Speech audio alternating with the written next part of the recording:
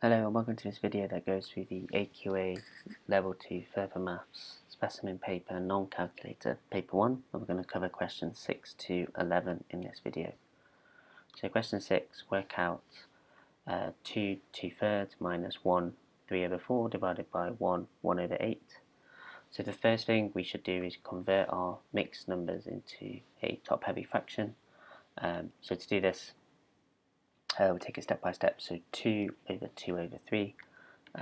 So to find out what the number, first of all, to get rid of this 2, we do 2 times 3, which is equal to 6, because 6/3 is equal to the 2. So then we'll end up with 6/3 plus 2/3, which is equal to 8/3. And then the next step we've got here is this 1 3/4, so we apply the same method. So 1 3/4, 1 times 4 is equal to 4, so it's going to be 4/4, which is 1, plus 3/4, which is equal to 7/4. And then the last one we've got is going to be 1 1/8. So 1 times 8 is equal to 8. Then we do 8 plus 1, 8/8, sorry, plus 1/8, which is equal to 9/8. So now our equation changes to 8/3 minus 7/4 divided by 9/8. And then using BODMAS, the first thing we do is we look at the 7/4 divided by 9/8. And the rule for dividing fractions is that we flip the second fraction and then multiply. So that means that 7/4 divided by 9/8 is equal to 7/4 times 8/9. From here we multiply, so 8 times 7 is 56, and then 4 times 9 is 36, and then we try and reduce this down, so they are both in, so how to do this one, so we can divide by 2 to start with, so 56 over 2 is 2 divided by 5. 5 divided by 2 is 2, remainder 1. So we're going to get, no, that is incorrect. 16 divided by, sorry. So here it's going to be 2 over 56. And then 2 divided by 5 is 2, remainder 1, 18. 16 divided by 2 is 8, so it's equal to 28 divided by 36 over 2. So it's 1, remainder 1, so it's over 18. So again, we can divide by 2 again, which is equal to 14/9. Again, sometimes it takes some time. Just don't be afraid to go back to your original methods just to double check. Some of you may be able to do this very quickly, but yeah, don't be afraid to just double check using your long division methods. So now we're going to plug this answer back into our original one. So 7/4 divided by 9/8 is now going to be 8/3 minus 14/9. We need to convert, so to subtract we need to make sure we have the same denominator, the bottom number. For this one I'm going to times top and bottom of 8/3 to get 9 on the denominator, and 8 times 3 is equal to 24, so 24 divided by 9 minus 14/9, which is equal to 10/9, and that is the simplest form that we have. So that gives your answer for question 6. Question 7, solve x to square 2/3 equals 9.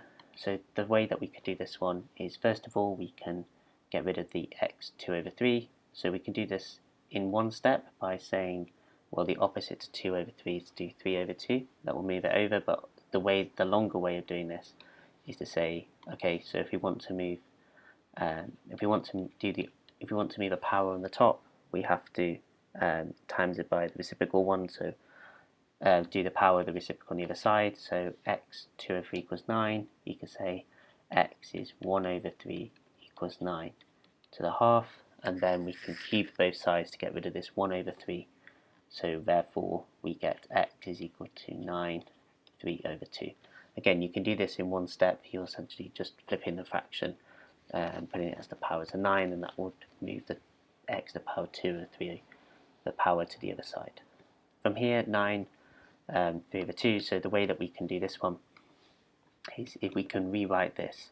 So this is the same as saying the square root of 9 bracket to the power of 3, because the square root of 9 is equal to 9 to the power of a half. So square root of 9 is equal to 3, so 3 to the power of 3 is equal to 27. So therefore our answer here is x is equal to 27. 7b, the reciprocal of y to the power of a half is equal to 5. Work out the value of y. So the reciprocal of y to the power of 5 is this one. So if it's the reciprocal, it's 1 over. So we know that, so the reciprocal of 1 over y over to the half is 5. So the answer here, so it's going to be 1 over y to the half is equal to 5, because that's the reciprocal. It's putting basically 1 over it. So we know that here we are going to have, we can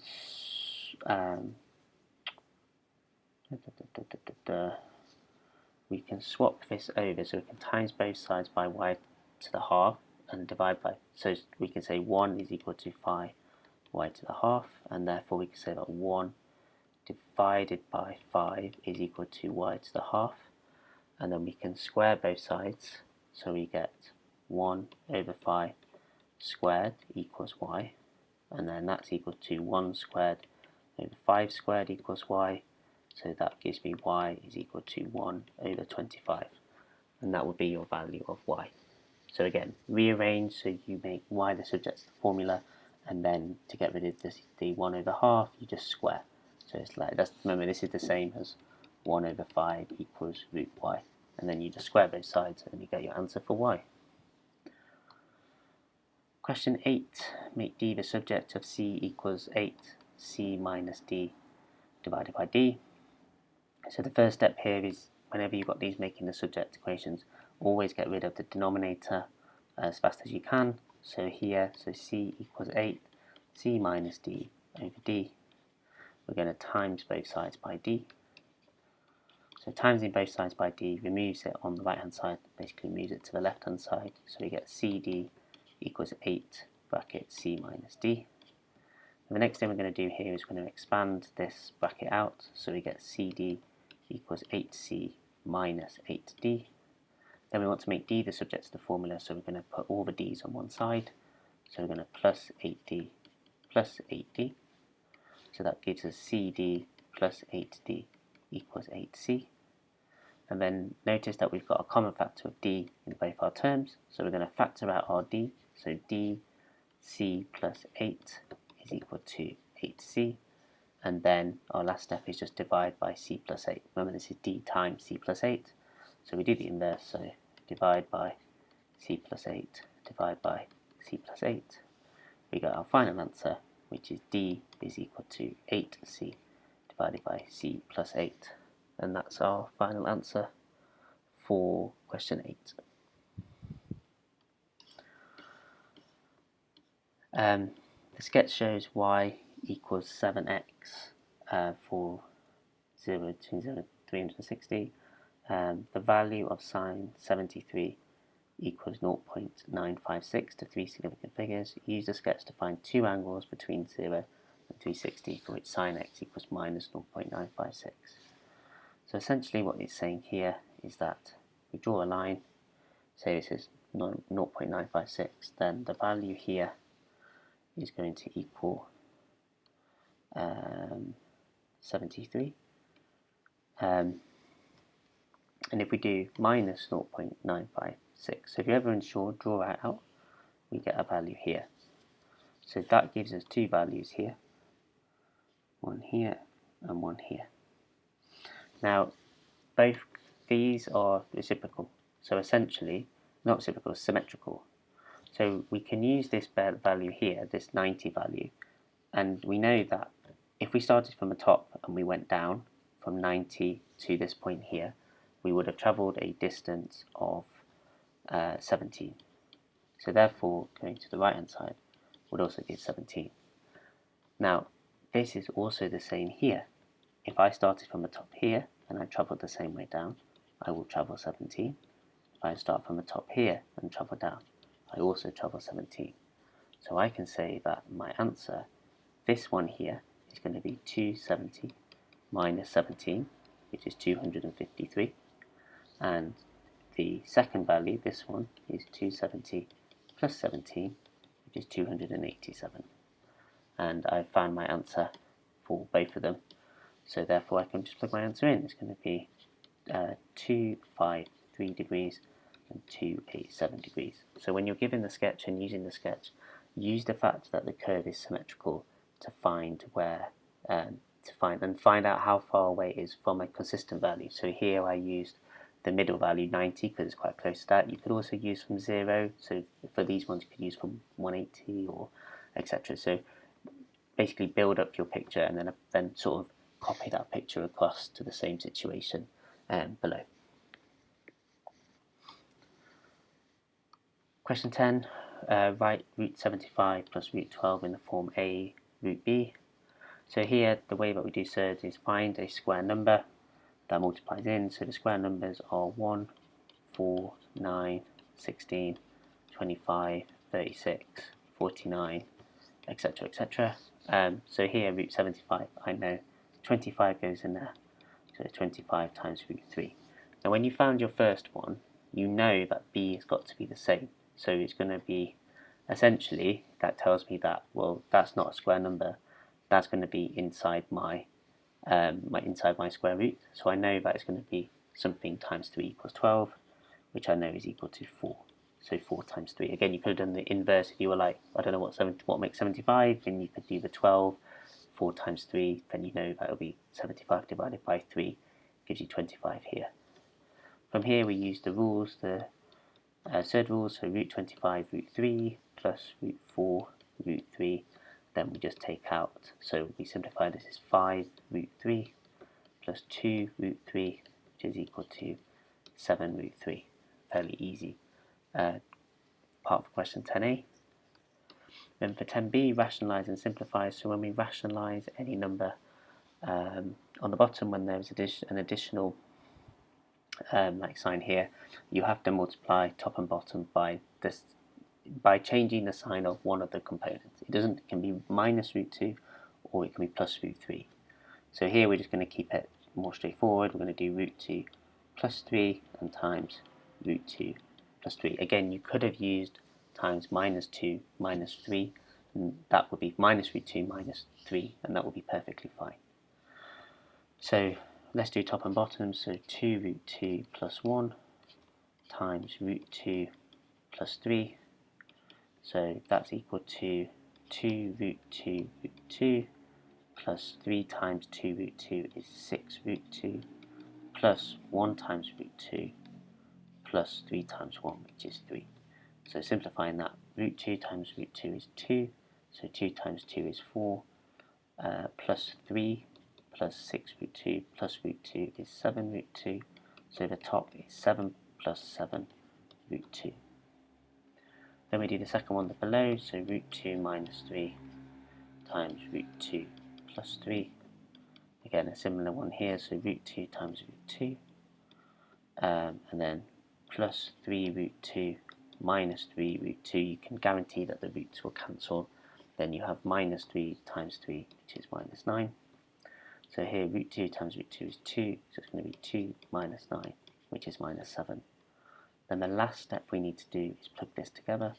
So we do the top, so 7 plus 7 root 2 divided by minus 7, and then that just gives us minus 1. 7 divided by minus 7 is 1, minus 1, sorry, and then minus root 2. 7 root 2 divided by minus 7, 7 divided by minus 7 is minus 1, so it's minus root 2. There's minus 1 minus root 2. Question 11, the final question of this video, the points A, minus 1 is minus 7, and B, 24, 23 are on the straight line ACB, where AC to CB is 2 to 3. Work out the coordinates of C. So visualize what's going on here.